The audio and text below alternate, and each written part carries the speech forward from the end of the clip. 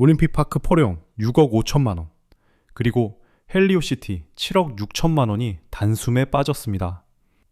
서울 하늘 아래 영원할 것 같던 아파트 가격이 이처럼 무너지는 광경을 보며 많은 분들이 당혹감을 감추지 못하고 있습니다. 이건 단순한 소문이 아니라 국토교통부 실거래가 시스템에 찍힌 지울 수 없는 숫자입니다. 지금 시장에서는 우리가 알던 상식이 더 이상 통하지 않습니다. 자산 가치의 하락을 지켜만 볼 것인지 아니면 변화의 흐름을 정확히 읽어낼 것인지는 오늘 여러분의 선택에 달려 있습니다. 영상을 시작하기 전에 구독과 좋아요로 이 여정에 함께 해주시길 부탁드립니다.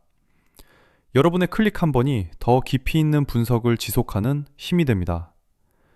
오늘 이 시간에는 강남권 아파트 가격이 왜 이토록 처참하게 내려앉고 있는지 그 근본적인 이유를 파헤쳐 보겠습니다. 특히 82.5%에 달하는 엄청난 세금 부담이 집주인들에게 어떤 압박으로 다가오는지 수치로 확인해 보실 수 있습니다.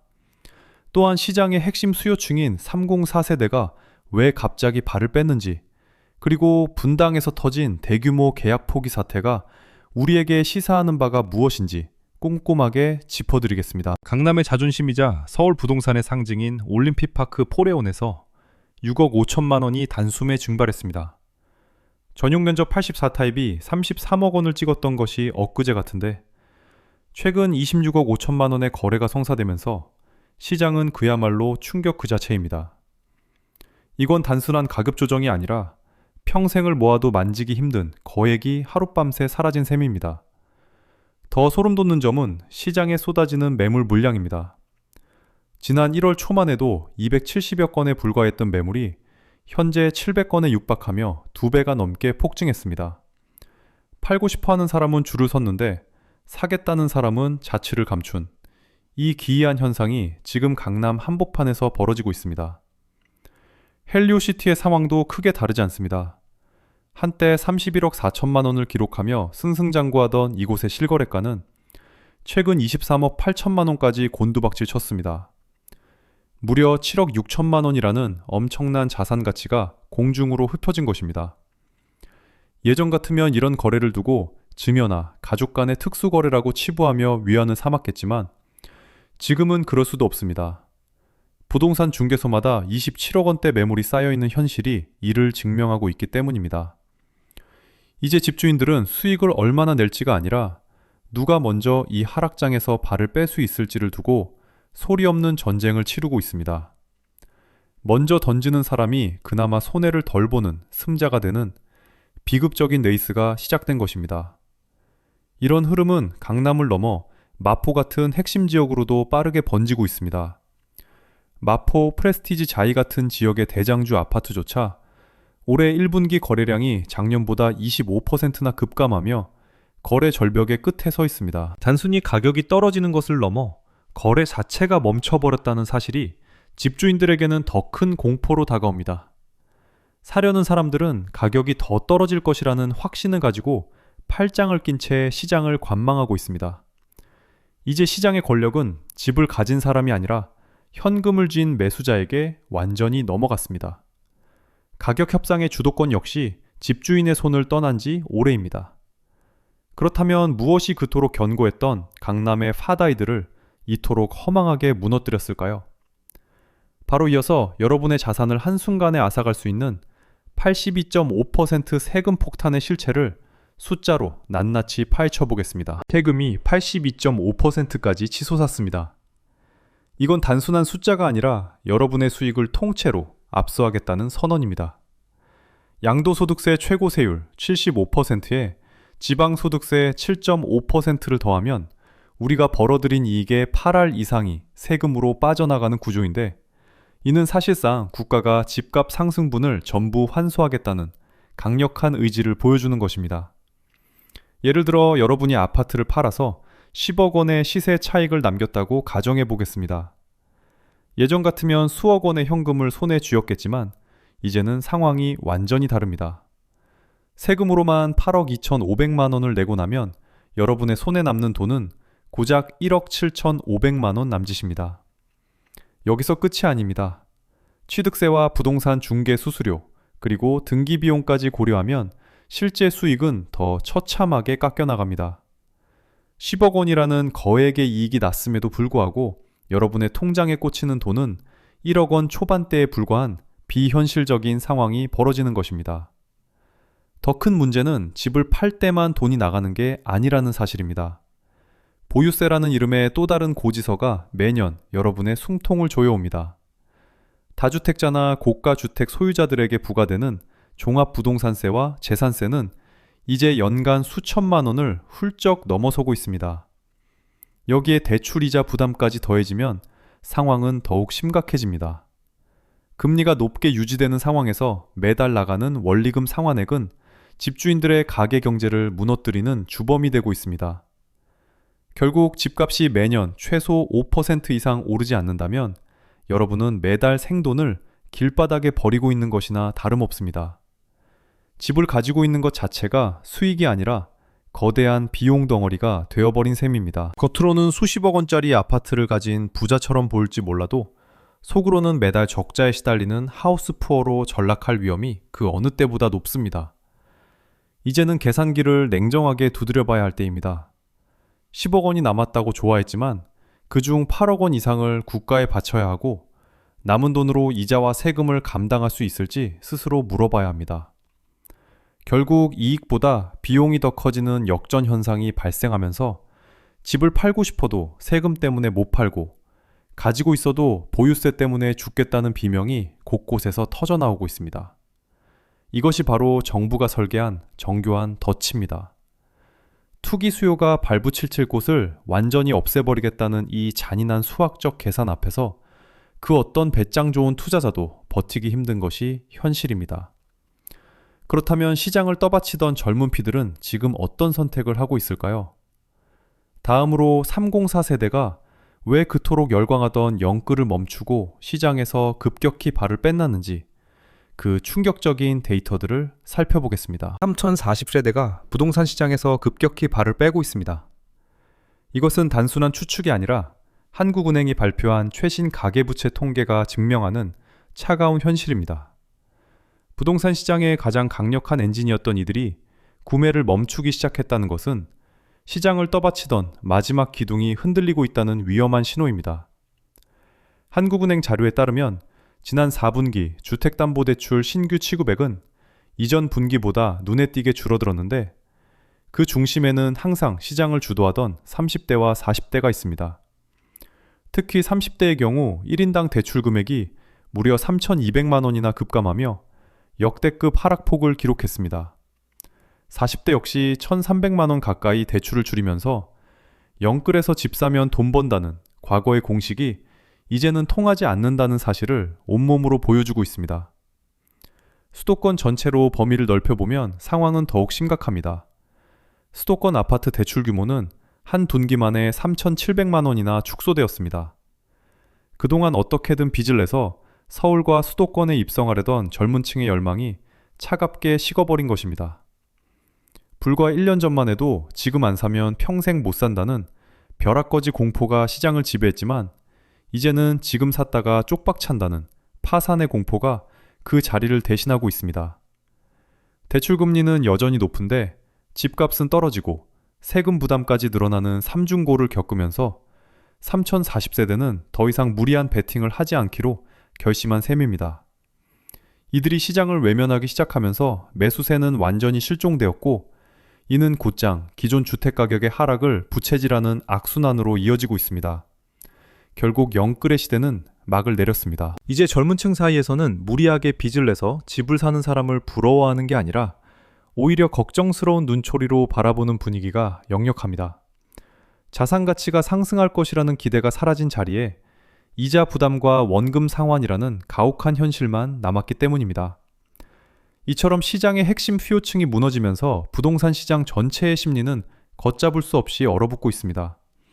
그렇다면 일반 국민들이 체감하는 부동산 시장의 미래는 과연 어떤 모습일까요?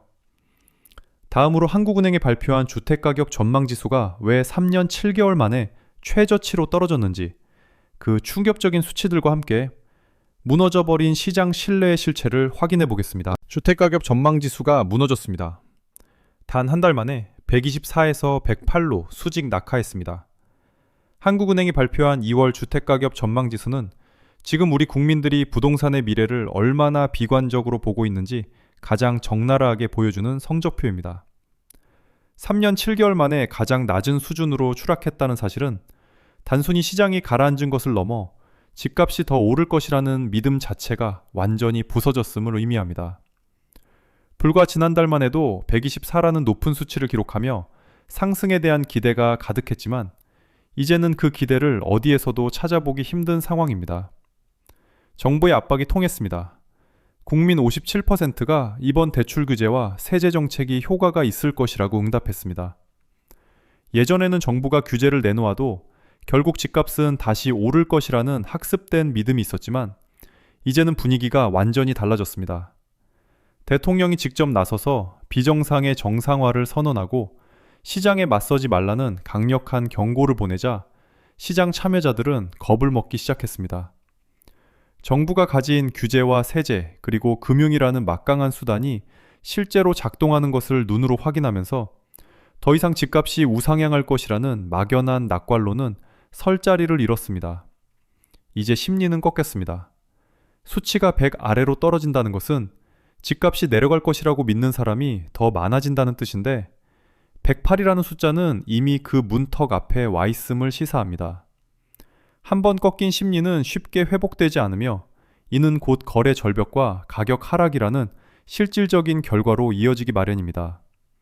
사고 싶은 사람보다 팔고 싶은 사람이 압도적으로 많아진 이 시장에서 살아남으려면 냉정한 현실을 직시해야 합니다. 과연 이런 심리적 붕괴는 서울 중심지만의 일일까요? 다음으로 서울의 강력한 대체지로 손꼽히던 분당에서 벌어지고 있는 충격적인 대규모 계약 취소 사태와 그 배후에 숨겨진 공포의 실체를 낱낱이 파헤쳐 보겠습니다. 천당 밑에 분당이라던 말도 이제는 옛말이 되었습니다. 분당의 핵심 입지에서 터져나온 대규모 미계약 사태는 우리에게 매우 강렬한 경고를 던지고 있습니다. 분당 더샵 센트로라는 아파트가 51대 1이라는 압도적인 청약 경쟁률을 기록하며 화려하게 등장했지만 정작 뚜껑을 열어보니 당첨자의 60%가 계약을 포기하는 믿기 힘든 일이 벌어졌습니다.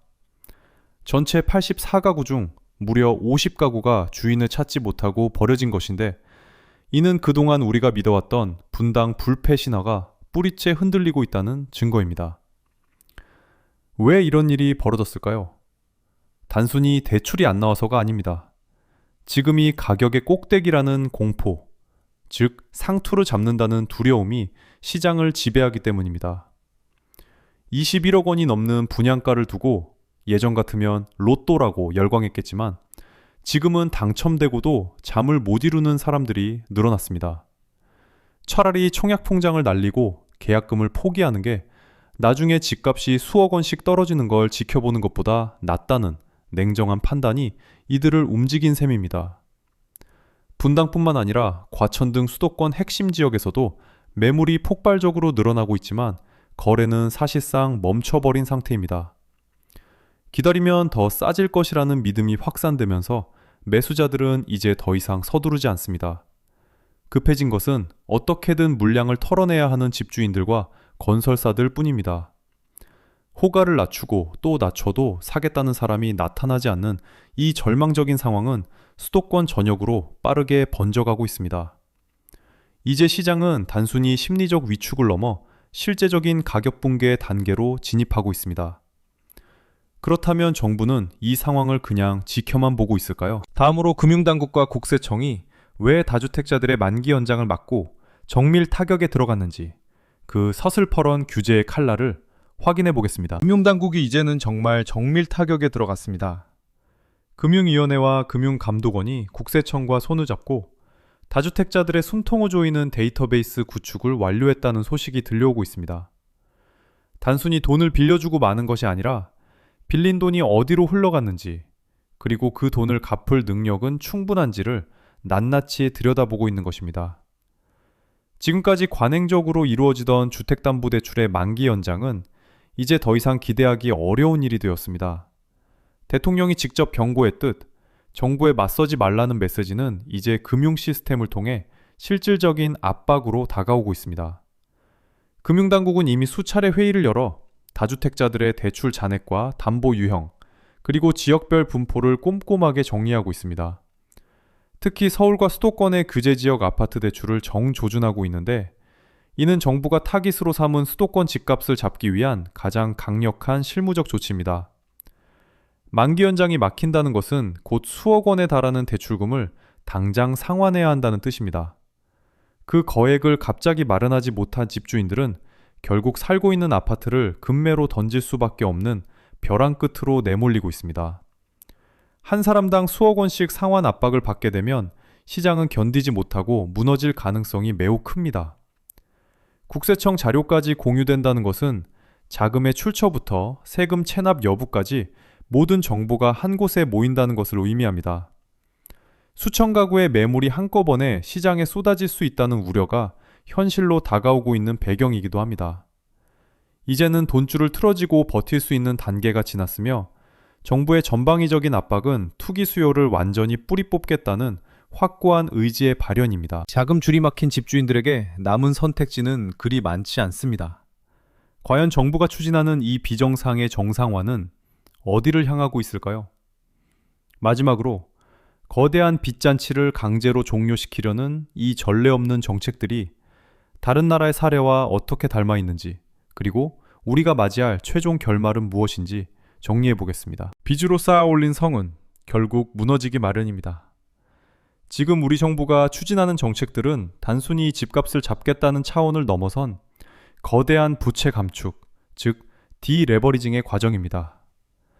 옆 나라 중국이 겪고 있는 부동산 시장의 진통을 보면 우리가 마주할 미래가 결코 가볍지 않다는 것을 알 수 있습니다. 중국 정부는 과거 세계의 레드라인이라는 강력한 규제를 통해 부동산 시장의 돈줄을 단숨에 끊어버렸습니다. 무분별하게 빚을 내서 집을 사고 사업을 확장하던 관행을 멈추기 위해 국가가 직접 칼을 빼든 것인데, 그 여파는 상상을 초월했습니다. 거대 부동산 기업들이 휘청거리고 집값이 속절없이 추락하는 과정을 지켜보며 전 세계는 행정 권력이 시장의 거품을 어떻게 강제로 터뜨리는지 똑똑히 목격했습니다. 지금 한국에서 벌어지고 있는 일들도 이와 매우 닮아 있습니다. 세금을 기록적으로 올리고 대출 만기 연장을 막으며 집주인들을 압박하는 것은 부채를 줄여 시장을 정상화하겠다는 정교한 계획의 일부입니다. 과거처럼 정부가 집값이 떨어지면 시장을 구해줄 것이라는 막연한 기대는 이제 위험한 착각이 되었습니다. 오히려 정부는 비정상적인 거품이 완전히 빠질 때까지 규제의 고삐를 더욱 단단히 죄며 시장의 체질을 바꾸려 하고 있습니다. 빚을 내서 집을 사고 그 집값이 오르기만을 기다리던 시대는 이제 공식적으로 마침표를 찍었습니다. 결국 거대한 빚잔치는 끝이 났고, 이제는 그동안 누렸던 파티의 대가를 치러야 할 시간입니다. 가격이 오를 때 느꼈던 환희는 사라지고 이제는 자산 가치가 깎여나가는 고통스러운 현실을 마주해야 합니다. 누군가는 지금이 기회라고 말하며 유혹하겠지만, 준비되지 않은 상태에서 뛰어드는 것은 불 속으로 나방이 날아드는 것과 다를 바 없습니다.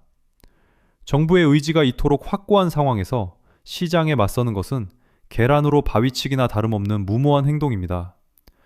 그렇다면 우리는 이 거대한 변화의 끝에서 어떤 준비를 해야 할까요? 마지막으로 오늘 다룬 모든 내용을 정리하며 우리가 앞으로 마주할 진짜 위기가 무엇인지, 그리고 냉혹한 현실 속에서 중심을 잡는 법에 대해 말씀드리겠습니다. 부동산은 무조건 오른다는 믿음은 이제 과거의 유물이 되었습니다.